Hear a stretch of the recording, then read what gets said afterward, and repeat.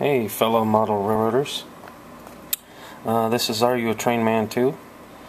And gonna do something a little different. I've gotten a few requests to show the rolling stock that I have available for my N scale layout.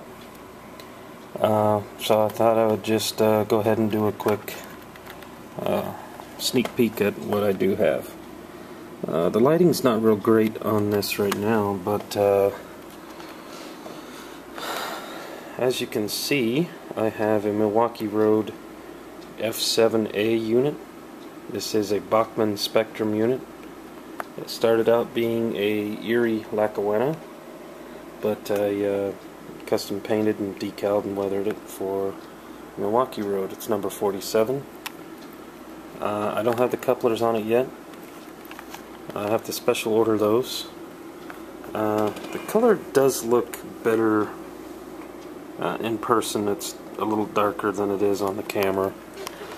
It was a little difficult to find Milwaukee Road specific stuff, so bear with me.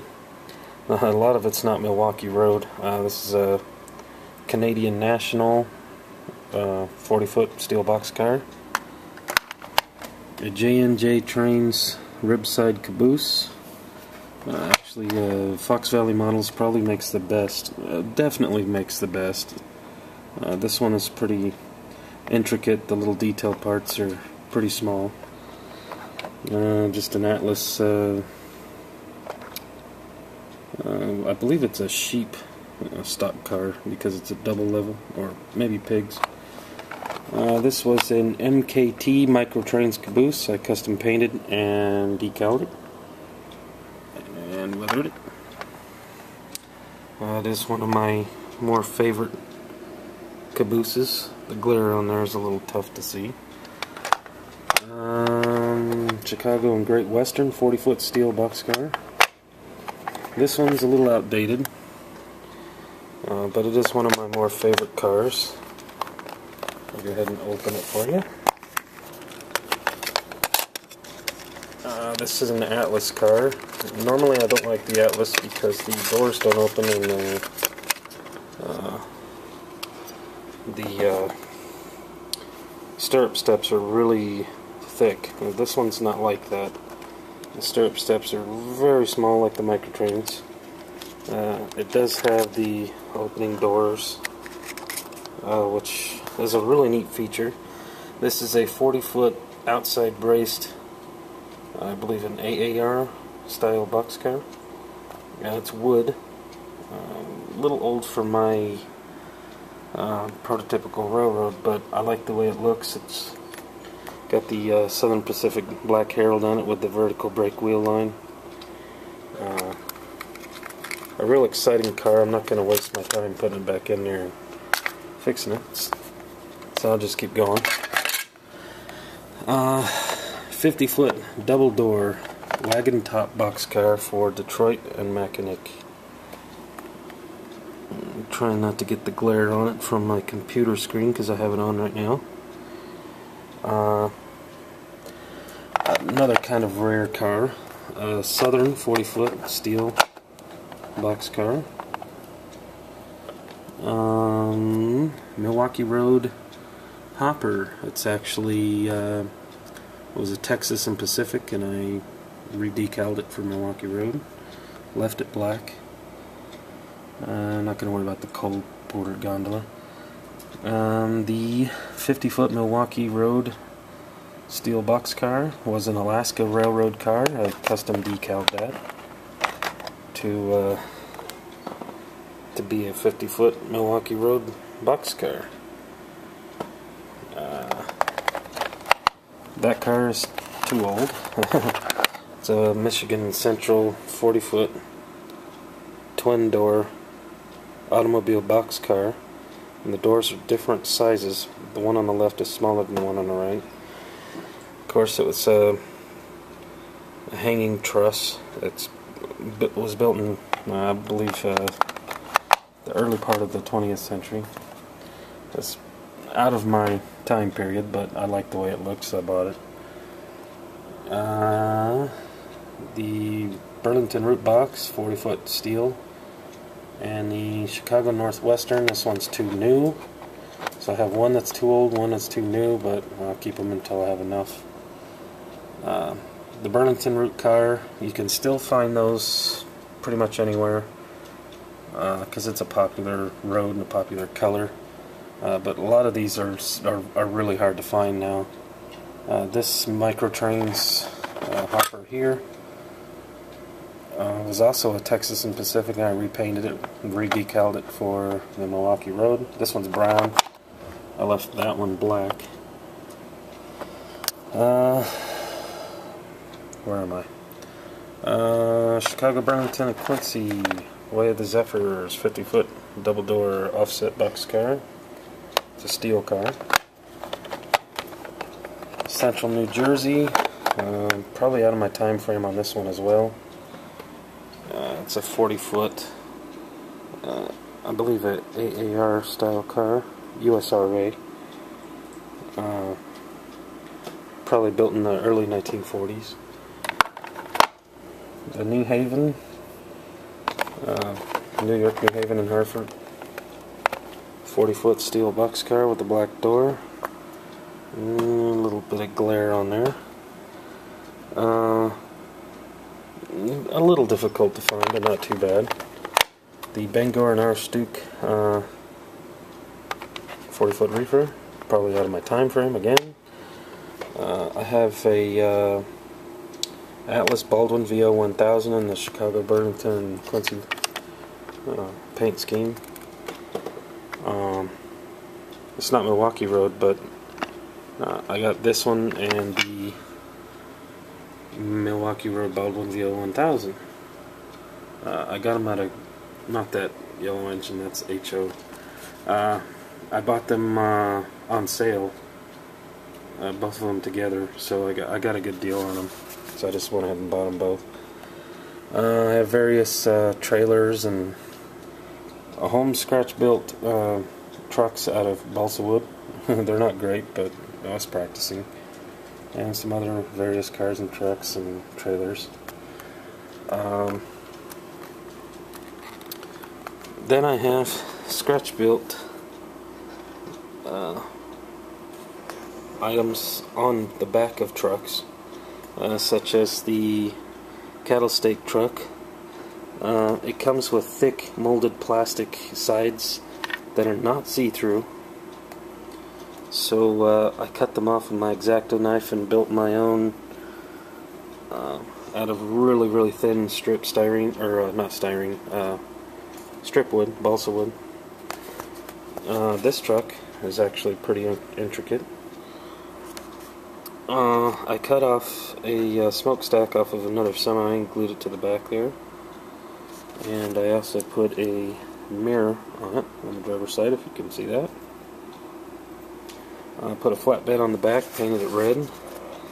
And I also put, if you can, oh shit, I just broke the mirror off. Mud flaps and a little bumper. This one was a funky looking truck in the Walthers catalog next to the meatpacking plant. The cab is a little different, but the back end was really cool how it looks, so I remodeled that. I better hurry up, my camera's getting really hot. Another cattle truck there that I modified on the back of this truck. Various little cars and trucks, and the Aether and Ford COEs. They're really nice. These Rock Island cars are from Delaware Valley. Pretty hard to get a hold of. I don't think they're in business anymore. And the Coupe de Tracy, or one of my favorite things that I want to show you, is my homemade Milwaukee Road snow flanger. This is built off of a prototype.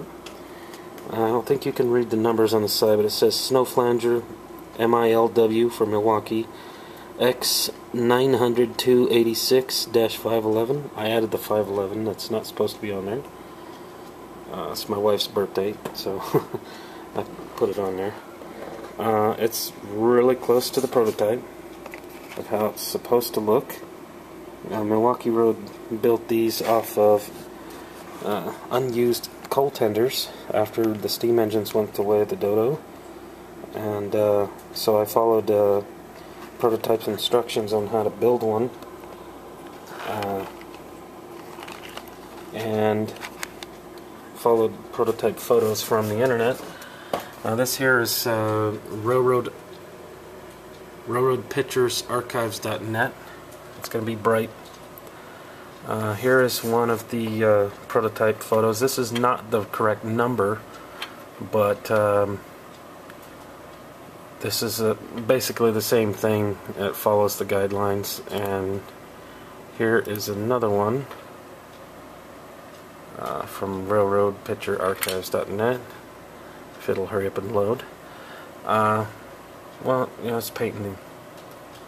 Paint is stripped off, but it is the light cream color. It has the Sioux logo on it. This one is X900-284. Mine is X900-286. But I actually found the prototype photos to this one on in the Model Railroader magazine years ago. I'm thinking maybe March or April of '99, or maybe even older than that. Model Railroader magazine had an article on how to build one of these. I built mine out of N scale on a Bachmann 040 tender. Of course, I took the slope back off of it, and I built the entire top out of styrene. The ramp on the roof is balsa wood strip. I have the little, I don't know if you can see it, the little ladder going up with the hooks, and the snowplow blades on the bottom are flanger blades that go onto the rails. So anyway, I have that, and that's one of the prototype photos. This is this picture belongs to Merrill Price, and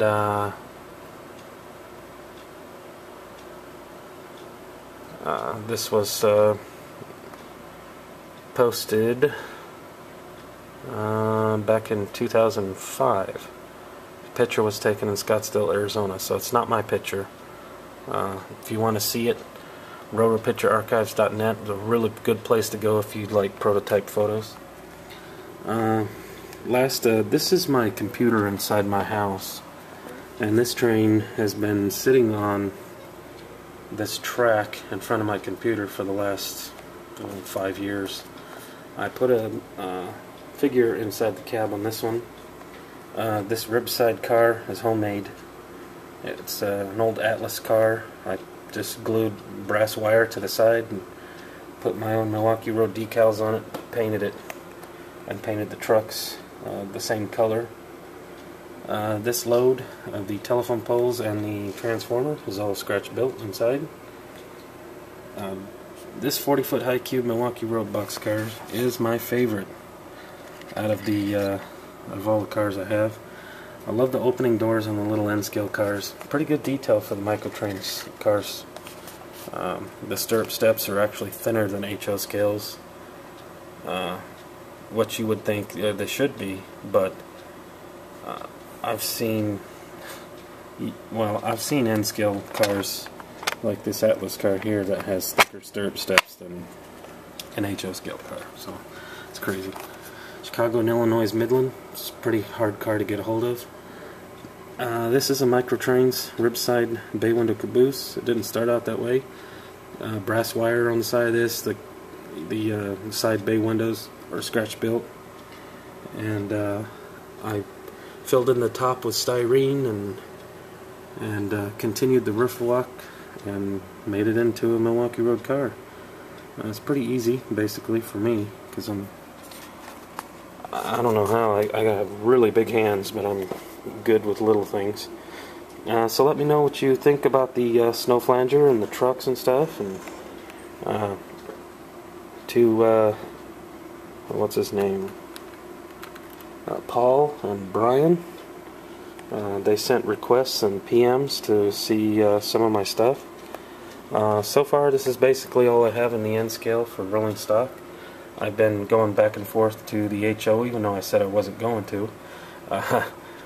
But there's a lot more to come. So I'll keep you guys posted. I have a couple more videos I need to upload, and we'll get to them. So if you have any questions, let me know, and I'll get right back to you. Thank you, guys.